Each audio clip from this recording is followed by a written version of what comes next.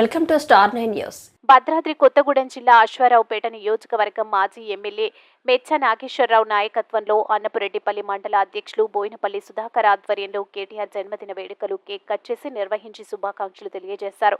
ఈ సందర్భంగా మండల అధ్యక్షులు బోయినపల్లి సుధాకర్ మాట్లాడుతూ తెలంగాణ రాష్ట్రంలో పారిశ్రామిక రంగాన్ని తండ్రి అభివృద్ధి చేసి పెట్టుబడులు రావడంలో కేటీఆర్ ప్రత్యేక మార్కు వేశారు. తండ్రికి తగ్గ తనయుడిగా భావితరాలకు ఆదర్శంగా నిలుస్తున్న కేటీ రామారావు మరింత ఆరోగ్యంగా ఉండాలని కోరుకున్నారు. తెలంగాణ రాష్ట్ర యువతకు రోల్ మోడల్గా నిలుస్తున్నామన్నారు. ప్రతి యువత కేటీ రామారావును ఆదర్శంగా తీసుకొని ఉన్నామని అన్నారు. రాజకీయంగా ఎదగాలంటే ఎన్నో ఒడిదుడుకులు ఎదుర్కోవాలని, ఆటుపోట్లకు ఓర్చుకొని ఎదగాలని అన్నారు.